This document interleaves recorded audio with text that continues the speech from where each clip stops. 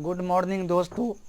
आज मैं आप लोगों के सामने क्लास 12 के math first chapter relation and function शुरू करने जा रहा हूं और मैं प्रयास करूंगा कि यह आप लोगों को समझ में आए। रिलेशन एंड फंक्शन सेट्स का एक छोटा सा हिस्सा है और वह एक स्टैंडर्ड हिस्सा है, अर्थात कहना सेट्स के आगे की कड़ी होती है यानी, और वह कड़ी जो है अक्सर बच्चे को यह समझ में नहीं आ पाता है। रिलेशन और फंक्शन को बच्चे दोनों एक ही चीज़ समझ लेते हैं, लेकिन दोनों में कुछ अंतर है।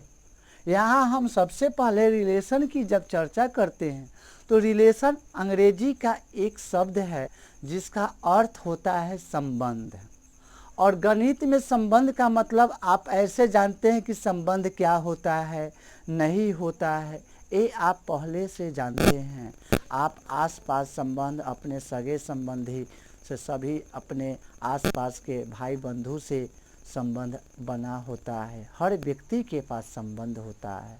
उसी तरह से यहाँ हम गणित में कुछ समुच्चय को अपने आप से, कुछ समुच्चय को किसी दूसरे समुच्चय से संबंध की चर्चा करेंगे। और हम यहाँ कक्षा 11th में हम दो समुच्चय के आपस में संबंध को पहले ही दिखा चुके हैं। यहाँ हम उसी संबंध को फिर से दोहरा रहे हैं। देखिए आगे, रिलेशन आखिर है तो क्या? रिलेशन का अर्थ होता है संबंध। संबंध हमेशा दो वस्तुओं के बीच की एक कड़ी होती है। संबंध क्या होती है? हमेशा दो वस्तुओं के बीच की एक कड़ी होती है जिसके माध्यम से वह एक दूसरे से जुड़ा होता है। यदि वह कड़ी नहीं होगा तो वह आपस में एक दूसरे से जुड़ा हुआ नहीं रह पाएगा, और वही कड़ी जो है दो वस्तुओं को आपस में जोड़ कर रखती है, और जो कड़ी उसको जोड़ कर रखती है वह कड़ी ही संबंध कहलाता है। जैसे आप देखिएगा कि दशरथ राम के पिता है, दशरथ राम के पिता है, राम लक्ष्मण का भाई है, AB रेखा PQ के समांतर है। यहाँ हम तीनों वाक्य में देख रहे हैं कि दशरथ का संबंध राम से है, दशरथ का संबंध राम से है, अर्थात राम का पिता कौन हुए? दशरथ, यानी कि दशरथ और राम के बीच पिता का संबंध है। उसी तरह से दूसरे वाक्य में देख रहे हैं कि राम लक्ष्मण का भाई है, अर्थात राम और लक्ष्मण के बीच भाई का संबंध होता है। यहाँ देखिए AB रेखा PQ के समांतर, यहाँ दो रेखा है, एक है AB और एक है PQ। यहाँ AB और PQ के बीच जो संबंध है क्या चीज का है? समांतर का है। तो हम इन सारे रिलेशन को हम ऐसे दर्शाते हैं। देखिए यहाँ तो हम क्या करते हैं, राम लिखेंगे, और यह रिलेशन जो होता है वह किसका रिलेशन है? पिता का रिलेशन है। इसको आप ऐसे लिखिए, दशरथ, दशरथ क्या है? रिलेशन, क्या चीज का रिलेशन है? दशरथ पिता है, किसका? राम का, राम का पिता है। दशरथ पिता है किसका? राम का। अब देखिएगा दूसरा वाक्य में लक्ष्मण या राम क्या है? भाई है, भाई का संबंध है, और यह किसका भाई है? तो लक्ष्मण का भाई है। यानी कि आप देख रहे हैं कि राम और लक्ष्मण के बीच जो रिलेशन होता है वह भाई का है।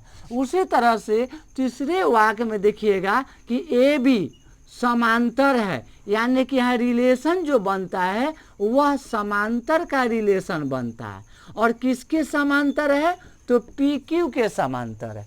इस प्रकार से आप देख रहे हैं कि रिलेशन यानी कि दो वस्तुओं या दो व्यक्तियों के बीच जोड़ने की एक कड़ी होती है जो कभी टूटती नहीं है।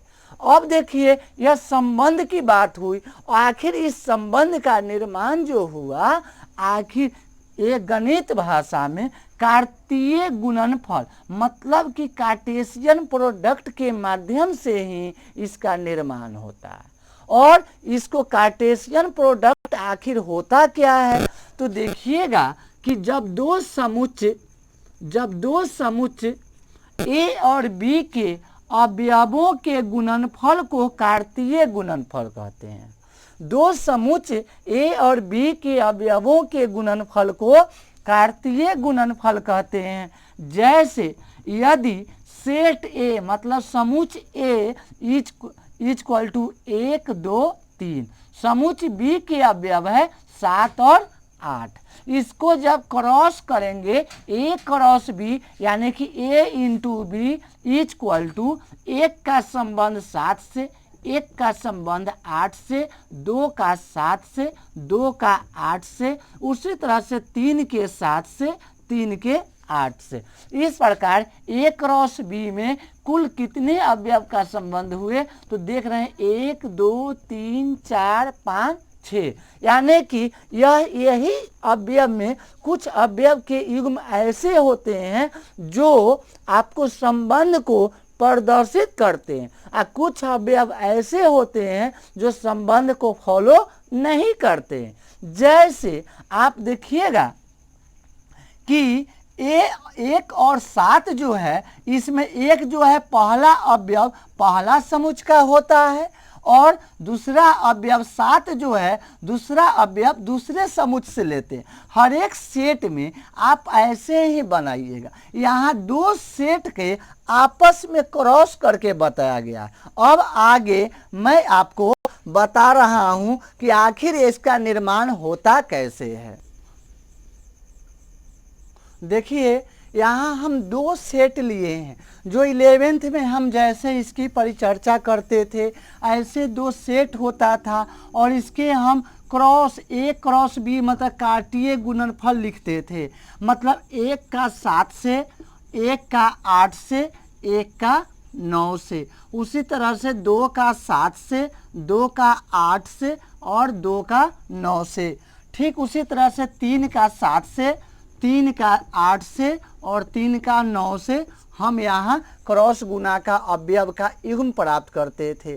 और रिलेशन जो होती है, संबंध जिसको कहते हैं, यह दो अवयवों का क्रमित युग्म होता है, जिसमें पहला अवयव यही आपका संबंध को प्रदर्शित करता है। देखिए यहाँ ए बी एक युग्म है जिसमें B is equal to A plus B, मतलब बी जो है ए से 5 अधिक है, ए से 5 अधिक है, जहाँ ए बिलोंग्स टू ए, यानी कि ए जो है सेट ए का सदस्य है, और बी बिलोंग्स टू बी, यानी कि बी जो है सेट बी का सदस्य है। यानी कि इसमें जितने भी अवयव सेट ए में है, इसमें प्रत्येक अवयव से बी का जो मान होगा वह 5 अधिक होगा। और यह आपका रिलेशन का काम करता है, जो दोनों सेट को आपस में जोड़ने का संबंध यही है। यह आपको स्टेटमेंट आपको हमेशा दिया हुआ रहता है। हर क्वेश्चन में ऐसे रिलेशन होते हैं जो आपको दिए हुए रहते हैं। इसके लिए हम हर एक अवयव के साथ इसका हम मान निकालते हैं। जैसे कि आप देखिएगा क्रॉस गुना के बाद कि चूंकि r is equal to A B में जहाँ b is equal to A plus 5, मतलब b का जो मान होता है वह a से 5 अधिक है। ए आपका रिलेशन का काम करता है, संबंध है, जहाँ a belongs to A, set A का सदस्य है, और बी सेट बी का है। अब हम बी का मान निकालते हैं। बी में बहुत सारे मान हैं, आखिर इस संबंध को संतुष्ट इसमें कौन कौन से मान करते हैं उसको हम निकालेंगे। तो b equal to A plus 5, यहाँ a के मान पहले 1 रखेंगे, यानी कि b इक्वल टू ए के जगह 1, तो a का 5 6, यानी कि इसका अवयव का जो युग्म बनेगा 1 और 6 बनेगा। उसी तरह से a इक्वल टू 2 रखेंगे तो b इक्वल टू 2 प्लस 5 यानी कि 7 प्राप्त होगी, यानी कि इसके युग्म जो बनेंगे 2 और 7।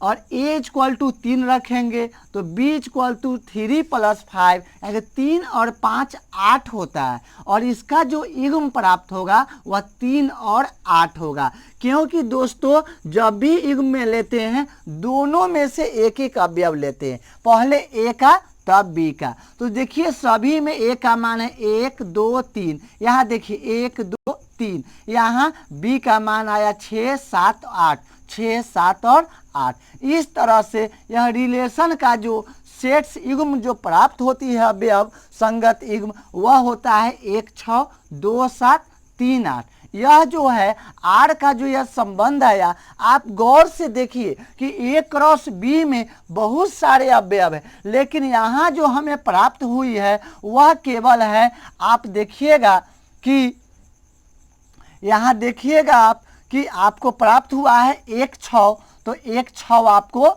इसमें नहीं है। आप देखिए 2 7 तो 2 7 है, 3 8 तो 3 8 है। आखिर a का मान आप यहाँ 1 रखें तो 1 का 5 6, तो 1 6 आया, लेकिन यहाँ पर क्या है 1 7 है। इस तरह से आप देखिएगा कि यहाँ जो आपको आता है उसमें आपको 6 की इसमें चर्चा ही नहीं है, अर्थात यह आपको युग्म नहीं होगी, यानी कि 2 7 और 3 8 होगी। और यह जो है दो युग्म जो प्राप्त हुआ a क्रॉस b का ही एक छोटा सा हिस्सा है जो आपको सेट्स के रूप में प्राप्त हुआ है, और इसलिए हम कह सकते हैं r जो होता है a क्रॉस b का उपसमुच्चय होता है। इसको गणितीय भाषा में लिखेंगे r सब सेट a क्रॉस b। लेकिन अब हम 12वीं क्लास यानी कि 12 में हम लोग जो संबंध की चर्चा करेंगे उसमें दोनों ओर एक ही प्रकार के समुच्चय होंगे, एक ही प्रकार के समुच्चय होंगे। यहाँ आप देखे हैं कि एक तरफ a है तो एक तरफ b है, लेकिन आगे जो हम लोग जो 12वीं क्लास में जो संबंध की जो चर्चा करेंगे उसमें दोनों ओर दोस्तों एक ही प्रकार के समुच्चय होंगे, और उसी के बीच आपको रिलेशन जो दिया हुआ रहेगा उसी के अनुकूल हमें क्रमित युग्म प्राप्त करनी पड़ती है। अब आगे देखिए, अब देखिए दोस्तों आगे बता रहे हैं types of relation. Types of relation अर्थात संबंध के प्रकार, जिसमें पहला आता है रिक्त संबंध जिसे हम कहते हैं इम्प्टी रिलेशन। क्या कहते हैं? Empty relation. इम्प्टी रिलेशन ऐसा संबंध जिसमें कोई भी क्रमित युग्म न हो, यानी कि एक संबंध का एक कड़ी तो है लेकिन उससे कोई क्रमित युग्म जब प्राप्त नहीं होती है तो उसे हम रिक्त संबंध कहते हैं। दूसरी भाषा जब गणितीय मेथड में चलेंगे तो किसी समुच्चय A में संबंध R को रिक्त संबंध तभी कहेंगे। किसी समुच्चय A में संबंध R को रिक्त संबंध तभी कहेंगे जब A का कोई भी अवयव अर्थात सेट A का कोई भी अवयव सेट A के किसी भी अवयव से संबंधित न हो। जैसे मान लिया जाए कि सेट A इक्वल टू जिसके अवयव है 1 2 3 और इसका रिलेशन जो दिया है वह ऐसे है R equal to A B, जहाँ A minus B equal to 10, यानी कि A से B में जो संबंध है जो अवयव का अंतर है वह कितना है 10 का अंतर, यानी पहला और दूसरे अवयव का अंतर 10 है। अब ऐसा युग्म का हम तलाश करेंगे कि आप इस रिलेशन को मतलब इस कड़ी को फॉलो कौन कौन से युग्म करते हैं। यदि इस युग्म इस कड़ी को फॉलो करेगा तो वह संबंध होगा न तो नहीं होगा, ऐसा युग्म हम तलाशते हैं। तो दोस्तों सबसे पहले हम यहाँ A क्रॉस A का मान निकालते, मतलब 1 को 1 से ही जोड़ा लगाएंगे, मतलब 1 1 1 2 1 3 देखते जाइए। अब उसी तरह से 2 का लगाइए, 2 1 2 2 2 3। अब देखिए 1 का तो सभी से लगा दिए, 2 का फिर सभी से लगा दिए, 3 का भी इसी तरह से लगाइए, 3 1 3 2 3 3। अब यहाँ आप देखिए इसमें कि आप देखिए कि इसमें जो भी युग्म है क्या दोनों अवयव के बीच 10 का अंतर है। देखिए ध्यान से देखिए, या ऐसे भी आप निकाल सकते हैं। दूसरी तरीका है कि a minus B equal to 10 है, मतलब a इक्वल टू आप निकालिएगा तो देखिएगा कि यहाँ होता है 10 प्लस बी, और b का जब मान निकालना है तो a minus 10 equal to B. अब यहाँ हम a का मान रखेंगे और b का मान देखेंगे कि कितना प्राप्त होती। तो देखिए दोस्तों a बराबर यहाँ 1 है, a बराबर 1 है, तो b का मान क्या होगा a माइनस 10, मतलब कि 1 में से 10 घटाइए, मतलब -9। a का मान यहाँ है 2, अब 2 रखिए तो b बराबर 2 में से 10 घटाइए -8 आवेगा। और देखिए a बराबर 3 रखिए तो यहाँ देखिए अब b बराबर 3 माइनस 10 यानी कि -7 आएगा। अब इसका युग्म जो बनाइएगा जिसे हम ए बी कहते हैं वह युग्म आएगा 1 माइनस 9, 2 माइनस 8, यहाँ आएगा 3 माइनस 7। पहले ए का मान तब फिर बी का मान, पहले ए का मान फिर बी का मान, पहले ए का मान फिर बी का मान। अब देखिए जो हमें युग्म प्राप्त हुआ है वह 1 माइनस 9 है, 2 8 है, 3 7 है। आखिर यहाँ ए क्रॉस बी में क्या यह युग्म आपको यहाँ दिखाई दे रहा है? देखिए कहीं आपको 1 9 है नहीं है। फिर देखिए 2 8 भी यहाँ आपको नहीं है, 2 1 2 2 2 3, यहाँ 2 8 नहीं। फिर 3 7 है तो देखिए यहाँ 3 1 3 2 3 3, यहाँ भी नहीं।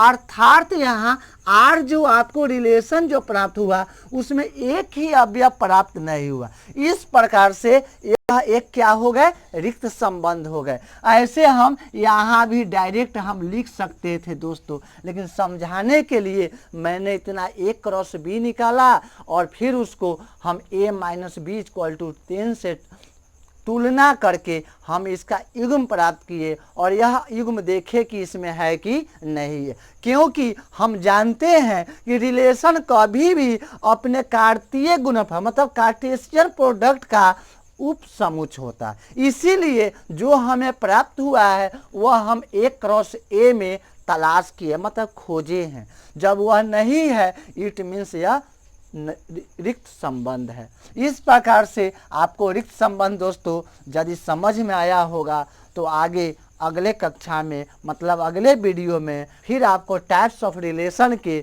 जो आप शेष 4 पार्ट्स बच जाते हैं वो अगले वीडियो में मैं आपको डिटेल्स करके बताऊंगा। जय हिंद।